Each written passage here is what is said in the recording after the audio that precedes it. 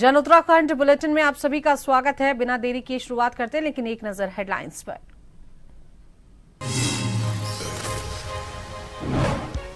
प्रधानमंत्री किसान सम्मान निधि की 20वीं किस्त जारी। उत्तराखंड के 8.28 लाख किसानों को 184.25 करोड़ रुपए की सौगात। राज्य स्तरीय कार्यक्रम में सीएम धामी रहे मौजूद।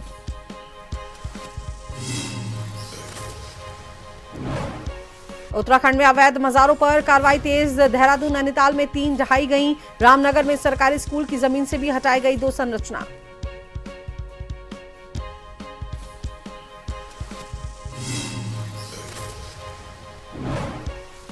रुड़की के झबरेड़ा में दिन दहाड़े फायरिंग, हड़कंप, 2 लोग घायल, हालत गंभीर। पुलिस ने शुरू की जांच।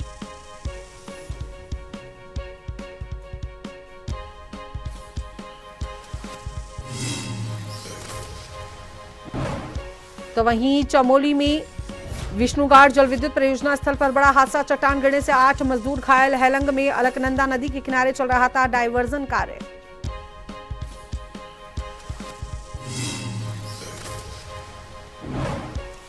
देहरादून सहित कई जिलों में भारी बारिश का येलो अलर्ट मौसम विभाग ने जारी की। 24 घंटे में बाढ़ की चेतावनी। पौड़ी, टिहरी, रुद्रप्रयाग, नैनीताल और बागेश्वर के लिए अलर्ट।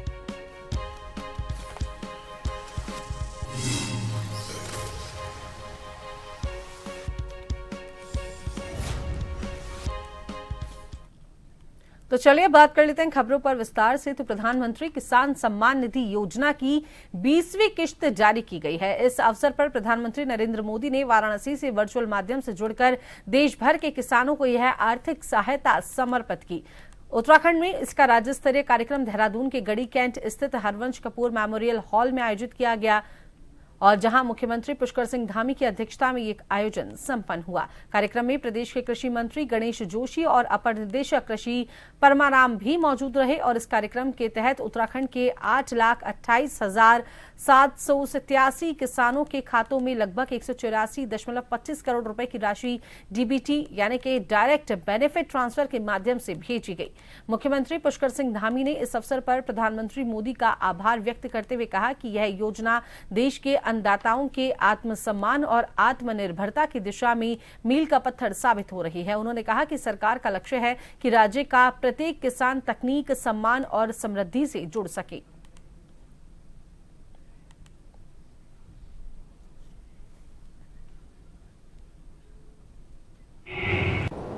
किसान सम्मान निधि 2018 से ये योजना प्रारंभ करी और उसकी आज 20वीं किस्त देश के अन्नदाता भाई बहनों को, किसानों को समर्पित की, उनके बैंक खातों में डीबीटी के माध्यम से डाली। मैं आपकी प्रधानमंत्री जी का और आपके कृषि मंत्री जी का बहुत धन्यवाद करता हूँ। देवभूमि उत्तराखंड के भी हमारे 8,27,000 किसानों के खातों में आज ये राशि पहुंची है। और पहली बार देश की आज़ादी के लंबे कालखंड के बाद 60 वर्ष बीत जाने के बाद श्री नरेंद्र मोदी जी देश के पहले प्रधानमंत्री हैं जिन्होंने किसानों को एहसास कराया कि वो परिश्रमी हैं, वो देश के अन्नदाता हैं और उनका भी हर प्रकार से उनका अभिनंदन होना चाहिए, उनकी चिंता होनी चाहिए और जो काम वो देश के लिए और दुनिया के लिए, सभी प्राणियों के लिए अन्न पाने का अपनी मेहनत से करते हैं, कहीं न कहीं उनको उस रूप में प्रोत्साहन भी होना चाहिए। तो वहीं मुख्यमंत्री पुष्कर सिंह धामी ने भारतीय सेना की मध्य कमान के GOC in C lieutenant general Anindya Sengupta से शिष्टाचार भेंट की। बैठक के दौरान सीमावर्ती क्षेत्रों में सेना और नागरिक प्रशासन के बीच बेहतर समन्वय स्थापित करने को लेकर महत्वपूर्ण चर्चा हुई। मुख्यमंत्री ने सेना की भूमिका को देश की रक्षा के साथ साथ सामाजिक विकास में भी महत्वपूर्ण बताते हुए सेना की तत्परता की सराहना की है और बताया कि प्राकृतिक आपदाओं के समय सेना की तत्परता अत्यंत सराहनीय है। उन्होंने भरोसा दिलाया कि उत्तराखंड सरकार सेना के हर प्रयास में पूर्ण सहयोग करेगी।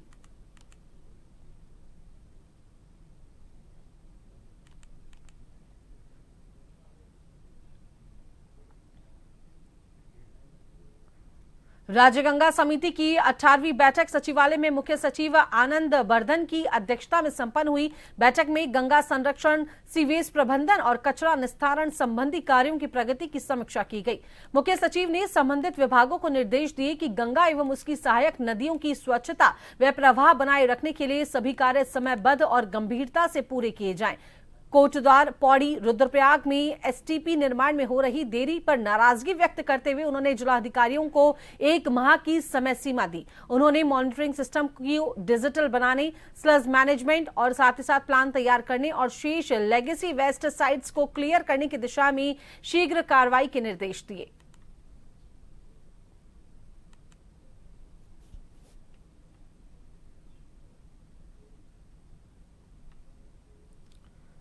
उत्तराखंड में त्रिस्तरीय पंचायत चुनाव के बाद आरक्षण लागू हो गया। आपको बता दें, देहरादून जिला पंचायत अध्यक्ष पद को महिला के लिए आरक्षित कर दिया गया है, जिसको लेकर के कांग्रेस ने विरोध जताया है। कांग्रेस के नेता प्रीतम सिंह ने कोर्ट जाने की बात कही है। कोर्ट के इस विरोध को लेकर आपको बता दें, लगातार जिस तरीके से कांग्रेस का ये विरोध प्रदर्शन जारी है, इसको लेकर बीजेपी के प्रवक्ता कमलेश रमन ने कहा कि कांग्रेस में आज भी पुत्र मोह हावी है और यही कारण है कि कांग्रेस के नेता प्रीतम विरोध जता रहे हैं। कांग्रेस से भी बहुत सारी महिलाएं जीत कर आई हैं, तो उन्हें चाहिए कि उन महिलाओं पर दांव खेलें। कांग्रेस संशय के घेरे में इसलिए हमेशा रहती है कि पुत्र मोह जो है उनका, उसी को लेकर के वो हमेशा लड़ाई की बात करते हैं, उसी को लेकर के विरोध करते हैं। पुत्र मोह में अगर वो कोर्ट जाना चाहे तो जा सकते हैं, लेकिन महिलाएं भी जीत करके आई हैं और अगर महिला आरक्षण सीट आई है उस चुनाव के लिए, तो मुझे लगता है कि इस तरह का कांग्रेस का ये कहना कि गलत आरक्षण हुआ है, तो क्या सिर्फ और सिर्फ पुत्र के लिए लड़ाई लड़ेगी कांग्रेस? कार्यकर्ताओं के लिए कभी लड़ाई नहीं लड़ेगी। तो कांग्रेस में कार्यकर्ता भी हैं और बहुत सारी महिलाएं भी जीत कर आई है। अगर कांग्रेस को ऐसा लगता है तो महिलाओं पर भी दांव खेल सकते हैं, लेकिन कहीं ना कहीं सिर्फ और सिर्फ अपने परिवार को आगे बढ़ाने के लिए लड़ाई लड़नी है और सिर्फ अपने पुत्र मोह में लड़ाई लड़नी है, तो ये कांग्रेस का चेहरा हमेशा जनता को दिखाई दिया। और कोटाबाग विकासखंड के गिनती गांव की ग्राम प्रधान ने अपनी हैट्रिक जीतकर विजयी जुलूस निकालकर जनता का आभार जताया। दरअसल कोटाबाग ब्लॉक में के जो गिनती गांव से प्रेमा बजवाल भारी मतों से विजयी हुई हैं। प्रेमा ने कहा कि हम जनता के विश्वास पर खरे उतरने का प्रयास करेंगे।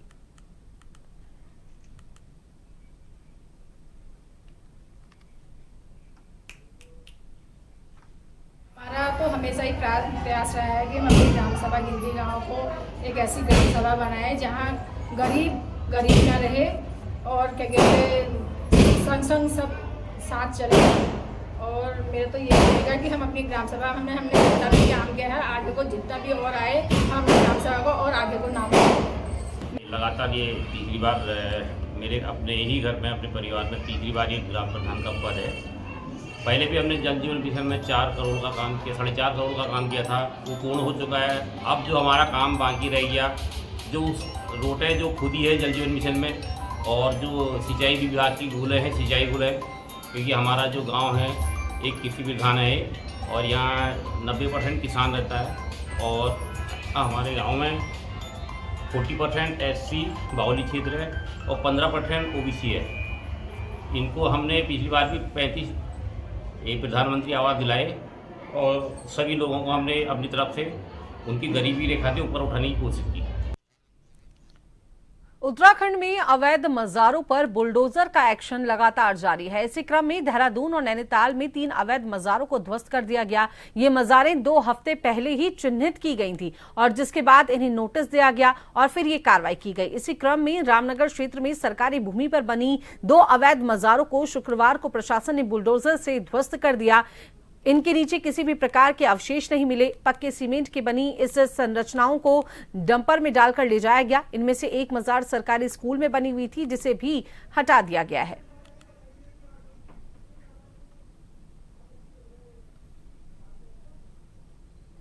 और उनकी भूस्वामी की तरह भी कहा जा रहा था कि हटाया जाना है और हमें प्रशासनिक सहयोग की आवश्यकता है ताकि इसको हम हटा सकें। तो उसके बाद हमारी टीम ने प्रशासनिक सहयोग उनको प्रदान कर दिया गया। उसके साथ इसको हटा दिया गया।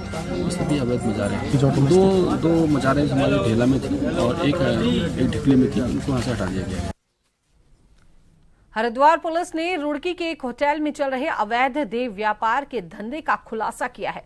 कोतवाली, सिविल लाइंस पुलिस और AHTU की संयुक्त टीम ने यह कार्रवाई की। कार्रवाई के दौरान होटल से 8 महिला और 5 पुरुषों को हिरासत में लिया गया है। इनमें होटल का मैनेजर भी शामिल है। सभी को हिरासत में लेकर थाने ले जाया गया।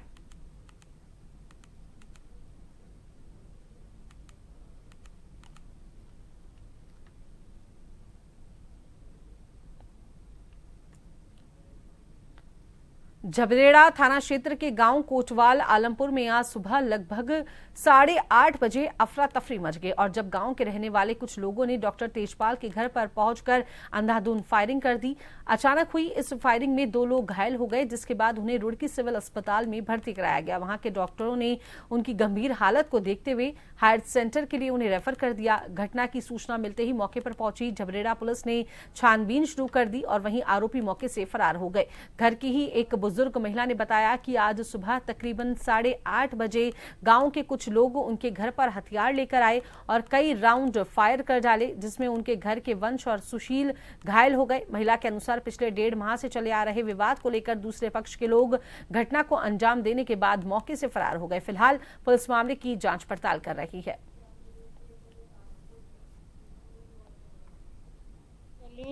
मोटरसाइकिल लेकर आया यहाँ। कौन आया था भाई? वो उसका नहीं पता जी मुझे कौन था। कितने बंदे थे? वो तो अकेला था जब तक। फिर आए हैं सारे। कौन कौन थे? पॉलिस्टर, बालिस्टर, मनोज, सनोज। उन्होंने घर पर आकर गोली चलाई। यहाँ मोटरसाइकिल घेर कर गाड़ी थी पहले दरवाजे पर आकर। इन्होंने कही घर पर आकर गाड़ी दोगे? अब हाँ, अब हम जा भी बताएंगे हम तुम्हें। तो इतने में उन्होंने आके एकदम मोटरसाइकिल को फेंक कर राइफल, रिवाल्वर सारे परिवार को ले अपने चाचा को, लड़कों को भी अपने आप। चंपावत जनपद में नशे के खिलाफ अभियान लगातार तेजी पकड़ रहा है। एसपी चंपावत अजय गणपति के दिशा निर्देश में पुलिस की टीम ने बड़ी कार्रवाई को अंजाम दिया है। टनकपुर में संयुक्त चेकिंग अभियान के दौरान 2 नशा तस्करों को गिरफ्तार किया गया है, जिनके कब्जे से भारी मात्रा में अवैध चरस बरामद की गई है। टनकपुर कोतवाली पुलिस और एसटीएफ की कुमार यूनिट और सीओ टनकपुर वंदना शर्मा के नेतृत्व में चलाए गए संयुक्त चेकिंग अभियान के दौरान टनकपुर स्पोर्ट्स स्टेडियम के पास से 2 अभियुक्तों को गिरफ्तार किया गया। गिरफ्तार किए गए आरोपियों में पहला तस्कर कबीर गरब्याल पुत्र भरत सिंह गरब्याल निवासी गरब्याल है, जिसके पास से 3.150 किलोग्राम चरस बरामद की गई। वहीं दूसरा आरोपी जय बहादुर धामी पुत्र अंग बहादुर धामी नेपाल का निवासी है, जिसके पास से लगभग 880 ग्राम चरस बरामद की गई है।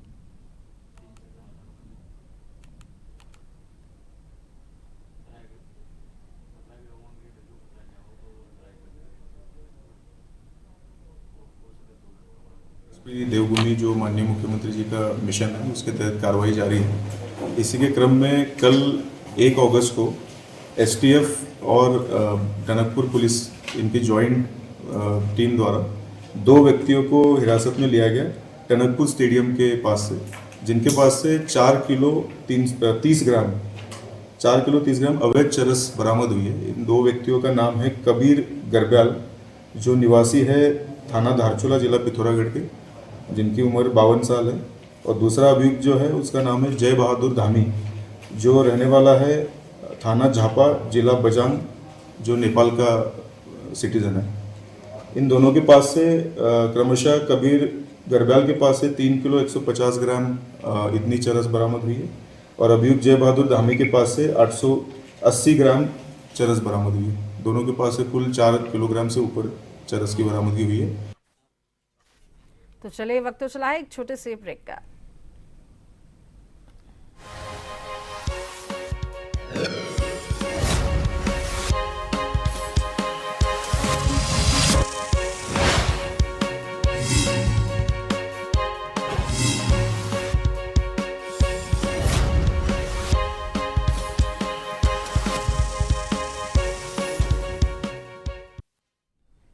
ब्रेक के बाद एक बार फिर से स्वागत है। खबरों के सिलसिले को आगे बढ़ा लेते हैं। तो कोसी नदी में एक नवजात शिशु का शव बरामद होने से क्षेत्र में हड़कंप मच गया। घटना के संबंध में कोतवाली के वरिष्ठ उप निरीक्षक मोहम्मद यूनुस ने जानकारी देते हुए बताया कि घटना की जानकारी मिलने के बाद मौके पर पहुंची पुलिस ने नवजात शिशु के शव को कब्जे में लेकर पोस्टमार्टम करवाने की कार्रवाई शुरू कर दी है।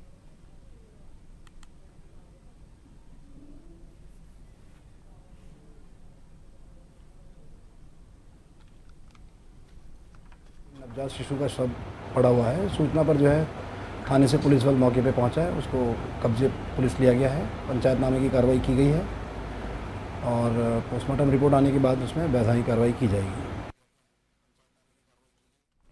तो वहीं चमोली जिले में शनिवार सुबह एक बड़ा हादसा हो गया।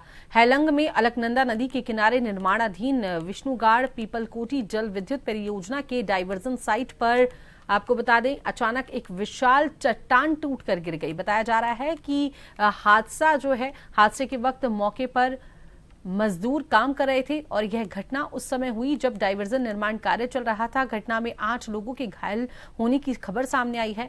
वहीं अभी आगे की जांच पड़ताल जारी है।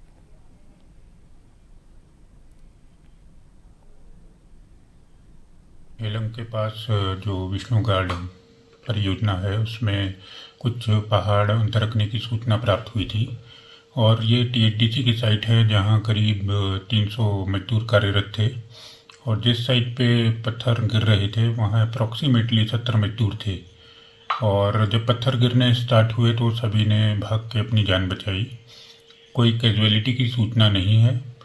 8 लोग घायल हुए थे जिनको टीएचडीसी परिसर पे ही फर्स्ट ट्रीटमेंट किया गया है और 4 लोग जिनको थोड़ी गंभीर चोटें थीं उनको पीपलकोटी विवेकानंद हॉस्पिटल में लाया गया है और वहाँ अभी बताया जा रहा है कि एक के पैर में प्लास्टर करने की आवश्यकता पड़ रही है और एक पेशेंट ऐसा है जिसका एमआरआई स्पाइनल स्क्रीनिंग होना है।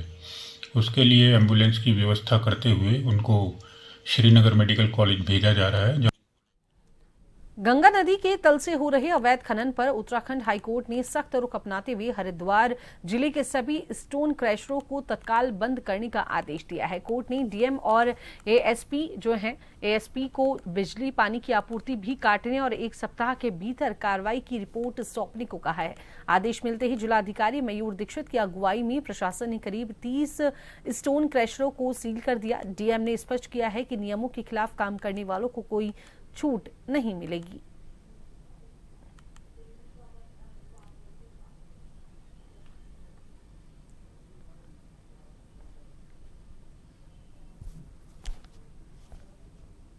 कि माननीय उच्च न्यायालय के आदेश के क्रम में तत्काल हमने टीम्स बना दी थी और इसमें जितने भी स्टोन क्रशर उस ऑर्डर से उसमें कंप्लायंस होना है उनके लिए हमने कल से कार्रवाई शुरू कर दी थी। आज भी हमारी टीम्स फील्ड में है और कल 30 से अधिक स्टोन क्रशर ऑलरेडी सील कर दिए गए थे और आज समस्त जो भी है कोशिश हम ये कर रहे हैं कि शाम तक हमारी कार्रवाई पूर्ण कर ली जाए।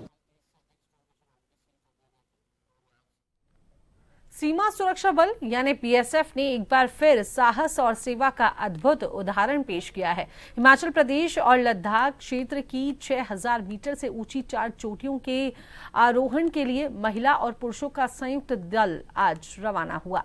बीएसएफ का यह पर्वतारोहण अभियान 2 अगस्त से 3 सितंबर तक चलेगा। डोईवाला स्थित सीमा सुरक्षा बल institute of adventure and advance training से 25 सदस्यीय दल को भारतीय पुलिस सेना के महानिरीक्षक अशोक कुमार ने हरी झंडी दिखाकर रवाना किया। इस दल का नेतृत्व कर रहे एवरेस्ट विजेता लवराज सिंह धर्मशुक्त। इस अभियान का उद्देश्य सिर्फ पर्वतारोहण कौशल को बढ़ाना नहीं बल्कि स्वच्छ भारत स्वच्छ हिमालय का संदेश देना भी है। ऊंचाई वाले इलाकों में फैले कचरे को इकट्ठा कर उसे नीचे लाया जाएगा। इसके साथ ही यह अभियान 1995 में शहीद हुए बीएसएफ के 13 पर्वतारोहियों को श्रद्धांजलि भी अर्पित करेगा जो लद्दाख की सांसेर कांगड़ी एक चोटी पर शहीद हो गए थे।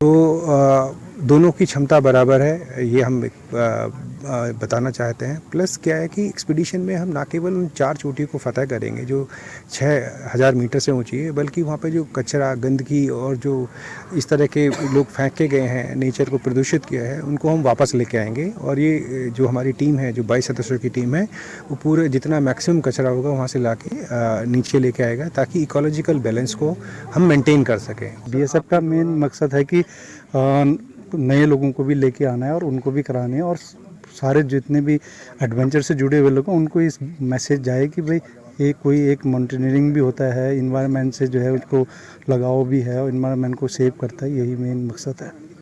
एवरेस्ट मैंने अलग अलग रूट से 7 बार सबमिट किया है, चाइना साइड से और तिब्बत साइड से और नेपाल साइड से है। ये BSF advance high altitude alpine training और माउंटेनिंग एक्सप्रेशन दोनों साथ में है। इस अभियान के दौरान BSF 4-6 हज़ार मीटर से ऊंची चोटियों पे BSF और देश का झंडा फहराने के साथ साथ वहाँ जो पुराने एक्सपेडिशनों के द्वारा छोड़ा गया अगर कुछ गार्बेज है तो उसको भी हम नीचे लेके आएंगे, जो कि एक स्वच्छ Bharat clean Himalaya save glacier campaign को हम बढ़ावा देंगे। एक्सपीडिशन और इसका उद्देश्य ये रहेगा कि हम एकदम फतेह करके आएंगे माउंटेन। इसके अलावा वहाँ भी जितने भी पहले के एक्सपीडिशन की जो रखे हुए कचरा वगैरह जो फेंका हुआ उनको साफ़ करके अपने साथ लाने का भी हमारा मोटो है। इसके साथ साथ महिला सशक्तिकरण को भी सपोर्ट करने का है और BSF ने हमें ऐसा मौका दिया है अपने पैशन को फॉलो करने का और इतने अच्छे से हमको ट्रेनिंग दिया है, अच्छे स्टार्टिंग से बेसिक, एडवांस और उसके बाद कंडीशनिंग, उसके बाद इसके अलावा भी और हमने इससे पहले भी एक एक्सपीडिशन किया हुआ है माउंट मुकुट जो कि 7000 फीट का है। चलिए नजर डाल लेते हैं हेडलाइंस पर।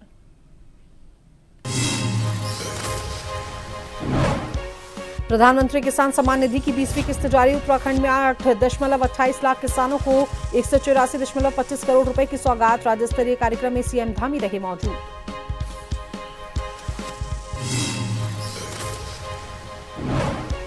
उत्तराखंड में अवैध मजारों पर कार्रवाई तेज। देहरादून नैनीताल में 3 ढहाई गई। रामनगर में सरकारी स्कूल की जमीन से भी हटाई गई 2 संरचना।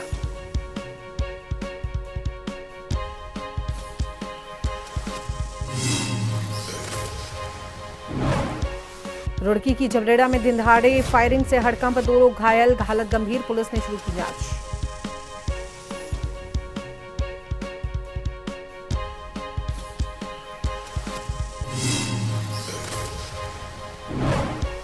चमोली में विष्णुगाड़ जल विद्युत परियोजना स्थल पर बड़ा हादसा। चट्टान गिरने से 8 मजदूर घायल। हेलंग में अलकनंदा नदी के किनारे चल रहा था डायवर्जन कार्य।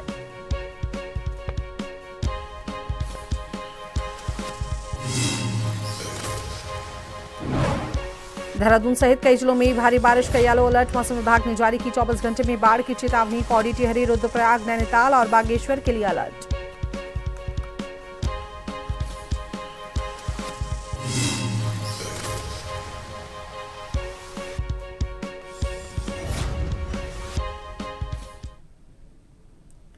जन उत्तराखंड बुलेटिन में फिलहाल के लिए इतना ही। देखते रहिए जन टीवी। नमस्कार।